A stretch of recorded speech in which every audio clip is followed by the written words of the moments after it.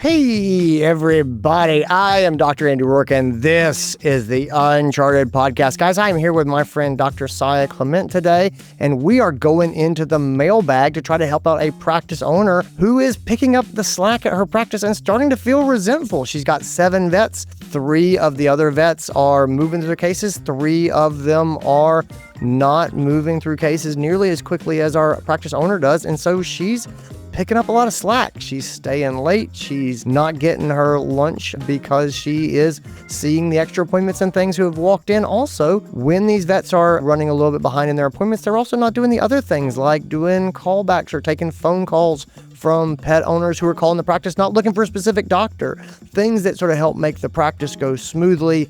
Those things are also kind of falling to her because she's getting things done and it's starting to take a toll on her, guys. So anyway, we talk about diagnosing the problem. How do we sort of talk about this? But then also we start to talk about resentment and how we need to look at these sorts of things and how we need to take care of ourselves and what that actually looks like while still being fair to our other veterinarians. So anyway, guys, that's what we get into. This is a great episode. Let's get into it. And now, the Uncharted Podcast. And we are back. It's me, Dr. Andy Roark, and my good friend, Dr. Saye Clement. Hello, my friend. Hello, how are you? Man, I am doing really well. For those who do not know you, you are a veterinarian. You are one of the founding members of Uncharted. You've worn a number of different hats. Almost all of them are around either practice ownership or mentoring and growing doctors. You are actually going to be a presenter at our virtual team lead summit, which is coming up on October 15th. Looking forward to that one, actually. And it's about managing gossip, which, ironically, right, it's a subject of great debate. And yet it is something we almost never seem to fix completely. So yeah, looking forward to it. So that's coming up at our team lead summit. I have a mailbag question today that I thought that you would be a really interesting person to dig in with. Are you up for that? I am totally up for that. From the mailbag, hello, Uncharted Vet Podcast gang. I'm looking for some advice with my associate vets. I love this. And my mindset about them, which I think is great. First of all, I am looking for help with them and also how I'm thinking about them. I am a vet and owner of a 7-doctor general practice, and I have been owner for 8 years. 3 of our vets really struggle with efficiency. They will often take longer than the allotted time for appointments, and so one of the other vets, often me, will end up having to see extra appointments to keep us from getting behind. It's not a rare occurrence for there to be 8 appointments for 4 doctors in an hour, and I will end up seeing 3 or 4 appointments.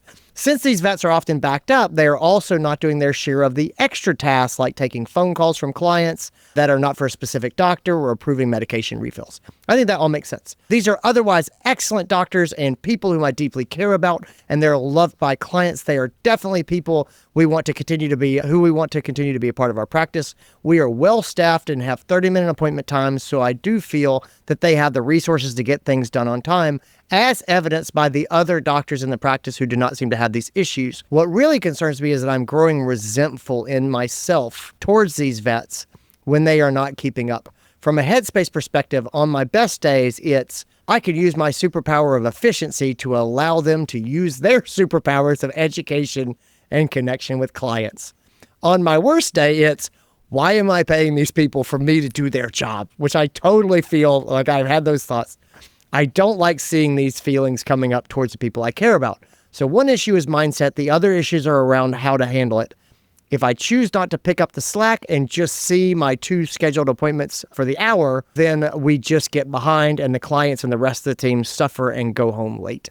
If I do keep seeing them, my resentment grows and I feel like it's just because the expectations that I will handle it and there's no impetus for them to improve. Same thing with the phone calls and the other tasks. I try to model the behavior of not going to lunch or leaving at the end of the day unless they are all done, but it seems like if I don't do them, then they won't get done until an hour after closing.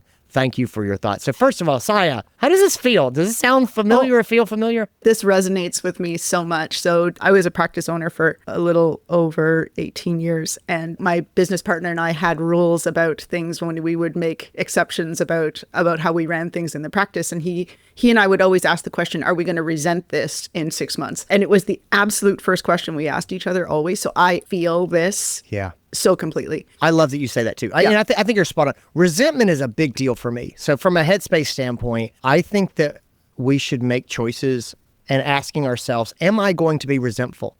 If you're going to be resentful, then you should not do it. If someone says, can you come and work on Saturday? And you're like, I can, but on Saturday, I'm going to be resentful of the fact that I'm here. You should say no. You should not go and do it. If someone says, hey, I know I'm not scheduled for this time off, but can I take it? If you're like, I could cover for you, but I know I'm going to feel resentful about it, then you should say, I'm sorry, then this time is not available.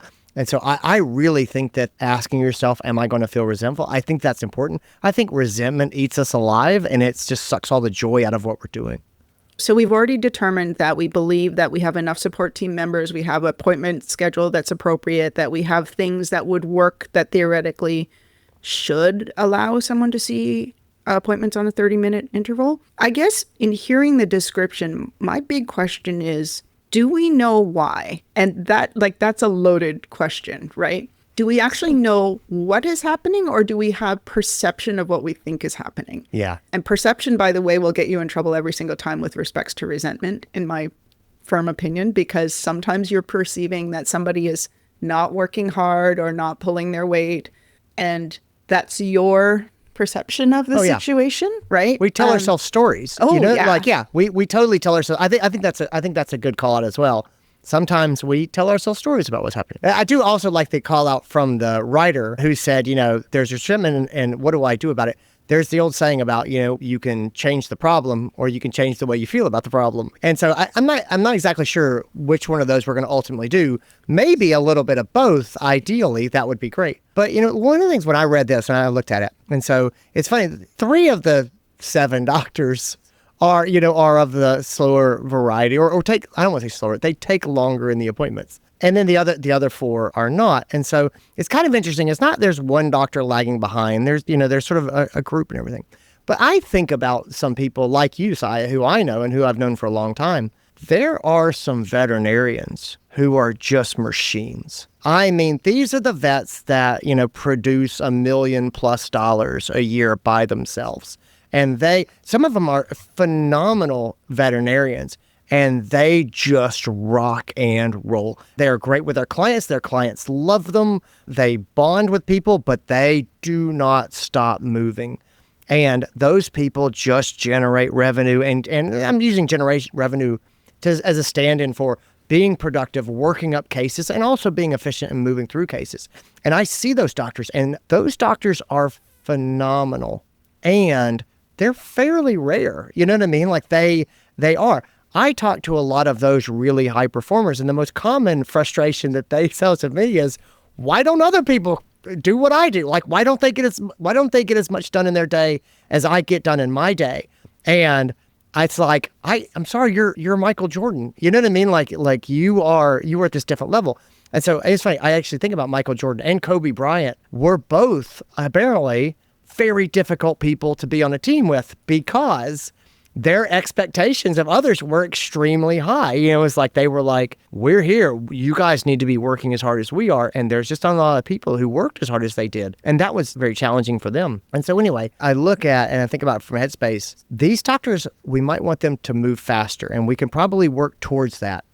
I don't know that they're ever going to be the $1 million+ producing veterinarians that are seeing 6 rooms. Like the person said at the beginning, they're like, if there's 2 vets and there's 4 appointments, I'm going to see 3 of them. I don't know that we're going to be able to make it so the other vets are seeing 3 appointments in an hour. Like, I don't know. Does that sort of make sense? There's some of it is just, I believe that some vets just produce in a way that others don't. And it's kind of that idea of, I don't know, are we trying to get a fish to climb a tree here? If this is not who they are, if it's not what they care about, it's not what their skill set is, I don't know that we're ever going to be able to make them produce or orders to get through appointments like the doctors who are built that way. I will call out one thing. Sure. You've got 3 of 7 who are having issues, correct? And then four of 7 who seem to all be of the same mindset.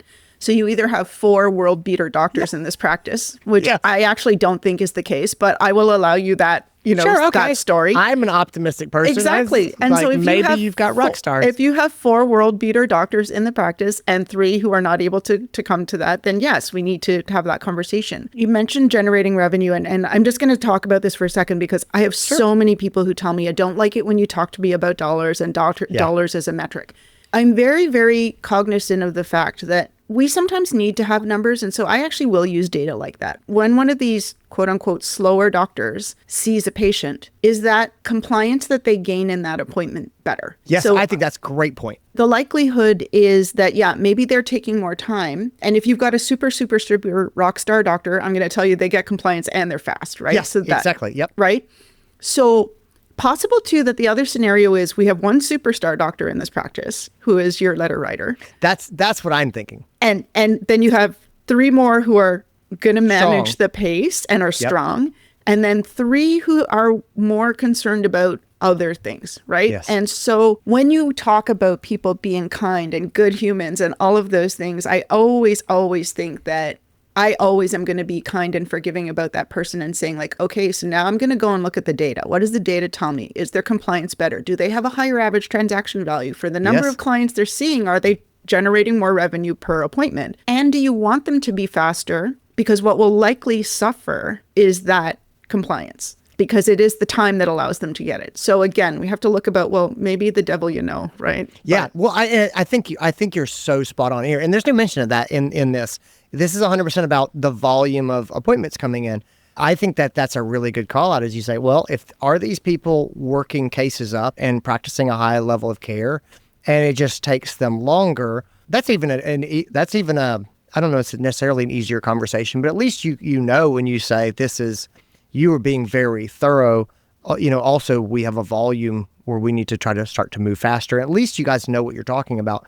Is this writer, if their average transaction is higher and they're seeing more people, that's, again, I could see that being hard. I think you call a really good call out as this is purely about the number of cases that we're seeing. And you go, well, there's a very easy justification here as those people are taking more time, being more thorough, working things up. Maybe they get better compliance. I'm also, sort of curious, what type of client retention they have. It sounds from the letter, they said the clients love these people. And so I don't think that this is, I would be honest with you, Saye, and I'm curious what you think about this. I don't want to be too aggressive here because it sounds like you've got a lot of things that are going pretty darn well. And I'm curious what your thoughts are. My thoughts when I think of this are, I love your idea of the diagnostics. I don't know how much I want to focus on trying to fix these doctors versus let's figure out how we're compensating these doctors so that that's fair, and there may be some ways to adjust the workload, but I don't know that they're doing anything wrong where I want to say, look, this is not who we are. This is not what we're doing. And if there's 3 of them and they're kind of in the same ilk, in the same thought, I definitely don't want to chase off 3 out of my 7 doctors. If it was 1, we might apply some strategic pressure. I don't know. Does that resonate? It does. And again, here's the other thing that I would say. It doesn't necessarily mean that everybody has to be on the same schedule in a practice, right? So if I think it was you who said this to me a long time ago. You make an exception once, it's an exception. You make an exception every single day. It's how you do practice. It's your business model, yeah. Right? So if this is the business model, then why would we not? We could potentially just embrace it, right? We could potentially say, okay, doctors who take a little more time, your clients come in and it's first come, first serve, and you just see as many as you can in an hour. Yeah. And I am going to see 3 appointments per hour, bar none. And then you have that expectation of this is what I am doing. And we have to kind of account for how many people do we book in, how many people do we, right? And can they book with a specific doctor and wait? Or so it's not, scheduling, as you also know, is another passion of mine. But it doesn't mean that everybody in the practice has to be on the same appointment duration. No, I like where your head's at. So let's take a quick break here, and I want to come back, and then let's get into this because this is good action steps. All right. So I really love this, where you're going here. So let's go ahead and start to put these into some action steps. So I really loved your opening idea of diagnostics. Let's do a quick sort of diagnosis here and say, what is really going on? I think you've got to look at the average client transaction, or look at your diagnostics. Are they working these cases up? If they are just moving more slowly, let's have some conversations with the staff. Let's figure out, is it a lot of talking? Are they slow sort of getting into the room? If so, why? What does their prep look like? Are they not getting support when they come out of the room? It could be anything, but is the really efficient doctor just taking all of the technicians for themselves? That's that one's a great huge. Call out. Yeah, that one is huge. It happens a lot. That's a great call. Is I'm like, look, I saw 4 appointments. You're 2, and they're like, Andy, you had 4 technicians.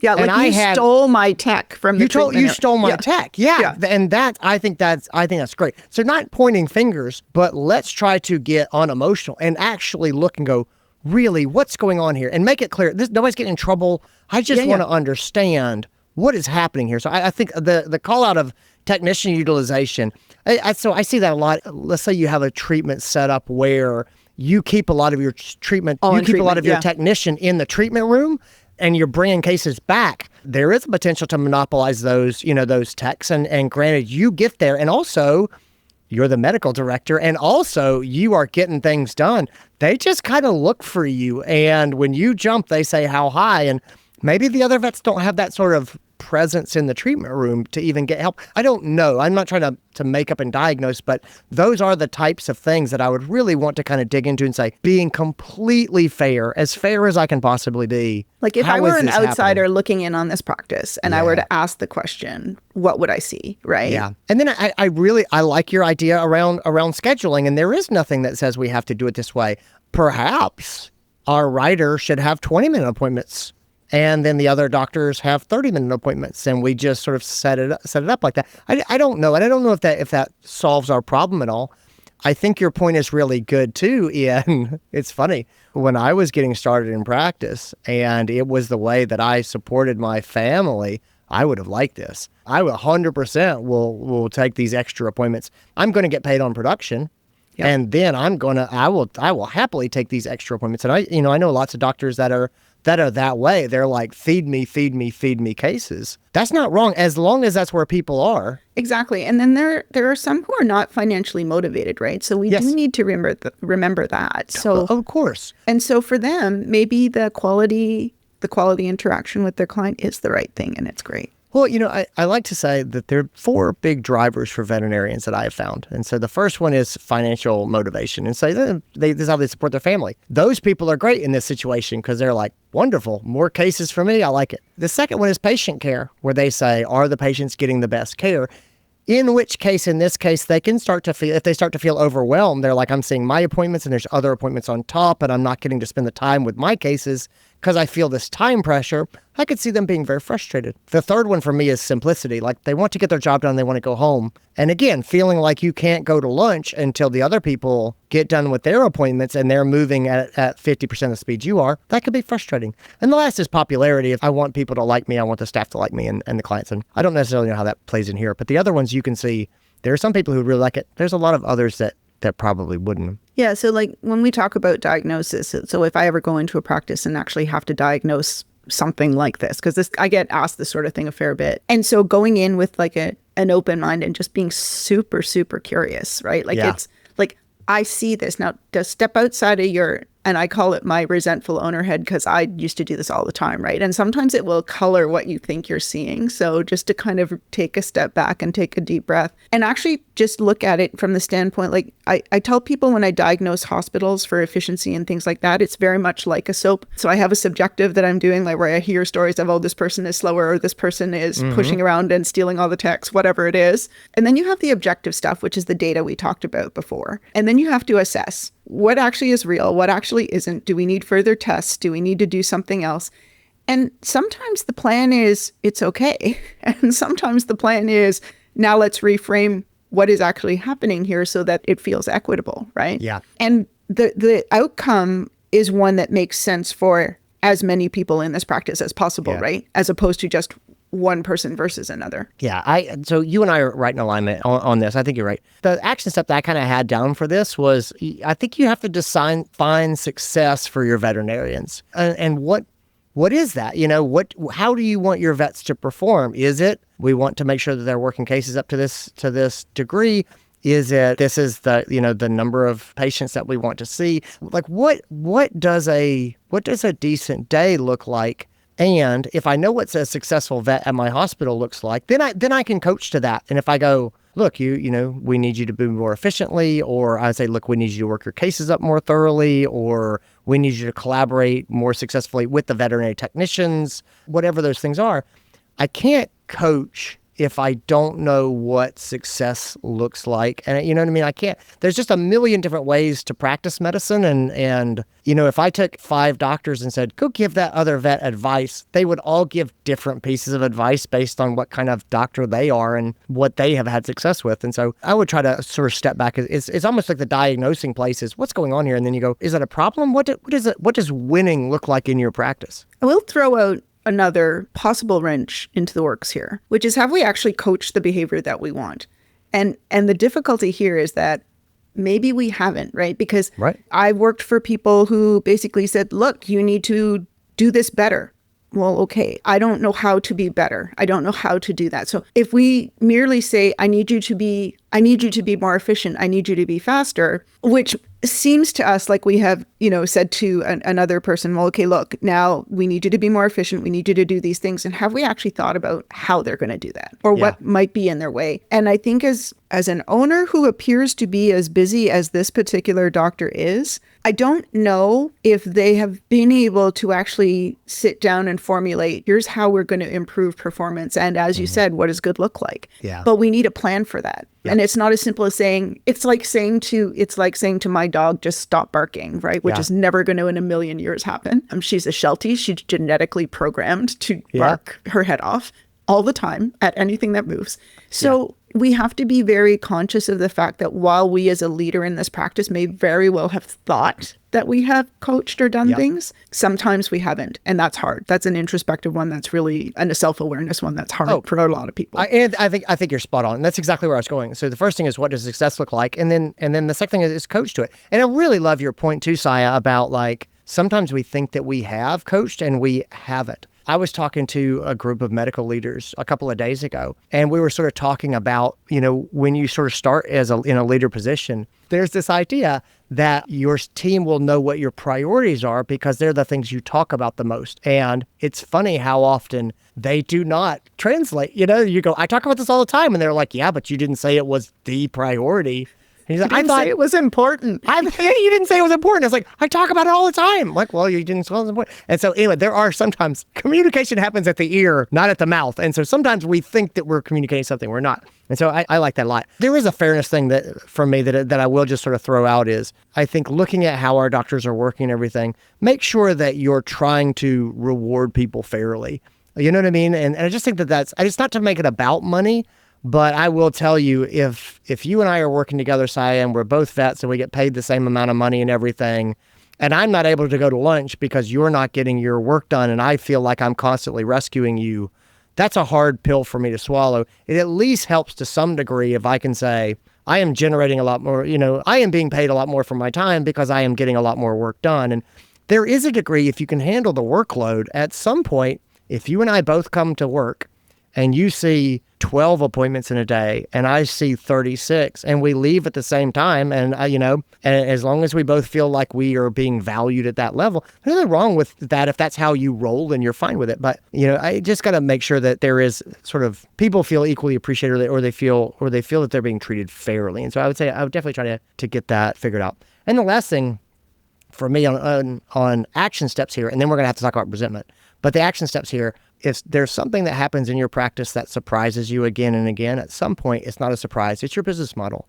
And we need to look at how your practice actually works and make sure that you are staffing and planning for how your business actually works and not for how you wish it worked. If we're staffing as if all the vets are going to be doing equal caseloads, that's naive. That's just not what's happening here. And so if you're doing all this work, let's really look at it, and then let's just call a spade and sort of say, well, this is how we're gonna place our technicians, whether they're going in the exam rooms or hanging back in the treatment room, how we're gonna leverage them and whatever, but staff for the actual practice that you have, not the practice that you wish you had. Yeah, and think outside the box on that, right? Because I've had the honor of working with amazing technicians who are incredibly efficient. I would even contemplate, do you assign the most efficient technician to two of the doctors who maybe work at a slower pace? Ooh. And then you have technicians who maybe are very, very good still and yet don't work at the pace of that one. And I will also call out the other thing is that the writer is the owner of this practice. And so I do tell people this all the time when they contemplate ownership. I had 3 children, I have 2 humans, and I had a veterinary hospital. And sometimes as the owner, you do things that you kind of have to because it is part of it's part of the job description. Yeah. But to have it repetitively occur where you don't feel like you have control over it is not correct. So there will be, I don't think that's the case in this practice, but there are situations where we will have associate vets to say, well, you're not, like you're the owner. Of course, you're going to work harder. Of course, you're going to be better at this. And of course, the clients like you better and all of those things, right? But it has more to do with, and sometimes that resentment is actually well-founded, that you actually do resent the fact that you are theoretically working harder I don't think that's, as I said, what's happening here, but it does happen. But it definitely does. I mean, how many times have owners talked to us and just essentially kind of been like, why don't they work as hard as I do? Or why don't they feel... And you want that. And you go, I understand exactly why they don't work as hard as you. And I understand exactly why they don't feel ownership like you do. Because one, they don't have ownership like you do. But I also very much understand that feeling when people have it. You know what I mean? I'm a human being. I have the exact same thoughts that we counsel people against having because I'm a human being. I'm like, why am I the only one who seems to care? And that's not true. But we all have those thoughts as you sort of lead a team. And so I think that there's something to that. I think swinging around to the resentment part of this, because I think this is really important. Yep. I think it's great the person recognizes that they're starting to feel resentful. I think that we need to figure out how to not feel resentful. I mean, it is the answer. And I don't know how we're going to be able to change these 3 doctors or how much we're going to be able to change these 3 doctors. And so I would like to find a way to not be resentful that does not depend on 3 people making fundamental changes to who they are and how they practice medicine. We talk a lot about sort of picking our poison or sort of choosing how we suffer. And I think there's a lot of different options here. But my advice to the writer is you need to figure out why you're resentful, and then you do your diagnostic steps like we talked about and figure out what is what and try to figure out how to, make things more efficient or whatever. But at some point, you're going to have to make some choices to either change the situation or to change how you feel about the situation. And I totally understand that on good days I feel this way and on bad days I feel that way. If we have 2 doctors and 6 appointments coming in an hour and you're doing 4 of the 6 appointments and you're angry about it, I hate to say it, but maybe we can't do 6 appointments in an hour. That's it. And the fact that you can do it doesn't mean that you should do it or that you're going to be able to consistently keep doing it. I don't know, if we were running a race and it's like, we're going to run 20 miles. Well, I can run 20 miles today maybe, but if I have to keep running, at some point I'm just going to break down. And the fact that I could run 20 miles for many years before I broke and came apart doesn't change the fact that I broke and came apart, and so I know that's not a very good analogy, but I think you get kind of where I'm coming from, Yeah, okay, so my hometown, the Ironman ran this weekend, in ridiculously hot weather. These are people that are literally swimming at I would drown on the first leg of this race, right? There's some people that are hardwired to be able to do Ironman, and there are some people like me who basically are going to be quite happy going out horseback riding or are going to do something different, right? So it doesn't mean that it's not exercise, doesn't mean that it's not fulfilling all those things. Sure. Whatever. What I would also say, though, is sometimes we have to be able to say the business model currently is not working. Mm-hmm. So if the business model is not working, what can we do to make sure that the business remains sustainable? So I would also start to think about things like, does booking 6 appointments an hour build resentment for one person, and it's incredibly fulfilling for others who are only seeing 2 of the 4 appointments? Well, okay. Do we have enough doctors in this practice that we could sustain all of the appointments that we would need to see and have it be stretched out over a longer wait time for things like preventative care? Do we have the ability to do that? Do we have other ways of adjusting the business model that are still not going to be fair and equitable, but at least are going to make it so that you have more good days than bad? And so the good day thing is always like, on a good day, well, what happened on the good day? Did you happen to sleep better? Is it a Monday and you had 2 days off? Like, what is good? What is that good day? Because my counsel to the writer is to then say, whatever you're doing to make those good days happen in practice, when they do, figure that out as well too, because we talk about wanting to future-proof yourself against resentment. You're going to need to figure that part out. And reality is, you and I have both done it, right? Somebody calls in sick, 2 doctors call in sick out of 4. You've got 1 technician who is also away that day. And somehow you manage to get through that full day of appointments because you're all like banging it out. It's really efficient. Everybody's great. Everyone's like communicating. It's awesome. You would never, though, want to do that as your business model where you're going to do that long term, right? Right. That's not sustainable. Exactly. Because you can do anything for a short period of time. And I also wonder whether the resentment's getting worse for this individual because they have been doing this for so long and no one is seeing in air quotes, but seeing them, right? Seeing what they are doing. As the leader of a practice, we almost never get the same kind of acknowledgement of the effort that we put in as somebody else who works for us might, because we're the ones giving out that acknowledgement. So what I'm going to say to the writer right now is, I see you, I've been there, I've done that. And you need to know that you are not alone in feeling this way. And you are actually so much further ahead than a lot of veterinarians because you are self-aware enough to know that this is what's happening to you. I'll give you my last analogy here is my shot at this. Again, it's go through the process that we talked about. Do your diagnostics, figure out what success for doctors in your practice looks like, coach doctors to be successful for your practice. And that's how this process starts. But also, when it comes to resentment, it reminds me, Saye, of when my kids were really little. And I'm like, we're going to have a trip and we're going to have fun. And one of my kids would just melt down. And at some point, I had to say, yes, if my kids would simply be happy and move efficiently, we could do all of these things. But they are not going. They're 2 years old. They are not going to be efficient. And so I did this. I made myself so miserable. I was like, all of this is very doable if my 2-year-olds would just pull their stuff together. And then they wouldn't. And ultimately I had to say, this is what it is. You know what I mean? Like, this limited amount of what we do in a day is all that I can do in a day with my 2-year-olds that I currently have. And when they're 4-year-olds, things will be different and we will make adjustments. But I was so unhappy and I would be so frustrated and so miserable because if people would just put pants on, we could get this done. And they're just not going to put pants on. Pants are highly overrated, really. I mean, look, don't get me started.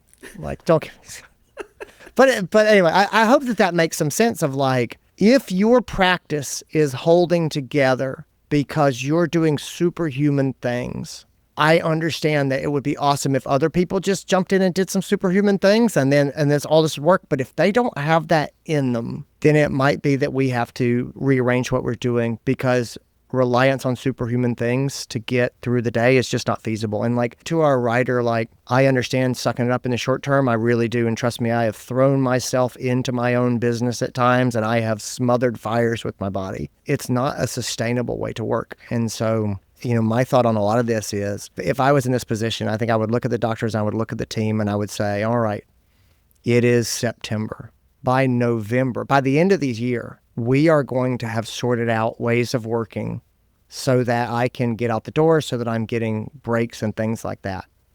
And if that does not happen, if we get to the end of this year and I am still throwing my body on problems, I am missing lunch, I am not able to go to the bathroom, we are going to make some significant changes.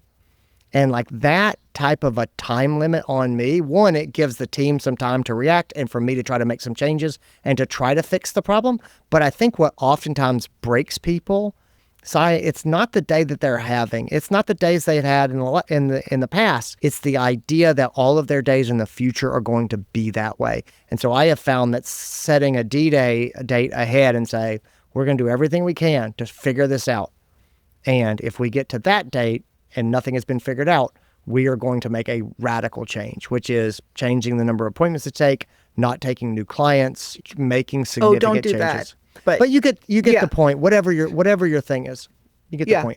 Yeah, for sure. I would do anything before I stop taking new clients, by the way, but that's a total separate podcast. That's a whole separate thing. But anyway, that's all I got. Have you got anything else to add? It's a process that involves kindness. Kindness to the writer themselves, like just a self-kindness is important. And kindness and curiosity when it comes to trying to figure it out. Because I don't think the writer wants to be accusatory. I don't think the writer wants to be at all combative about it. Sure, and not at all. I think to approach it from a place of kindness and is probably what I would do here. I think that's great. Well, Saye, thanks for being here. Guys, thanks for tuning in, everybody. Take care of yourselves, gang. Thanks very much. And that's what we got, guys. I hope you enjoyed it. I hope you got something out of it. Thanks to Saye for being here. Guys, if you have a question for our mailbag, please send us an email at podcast@unchartedvet.com.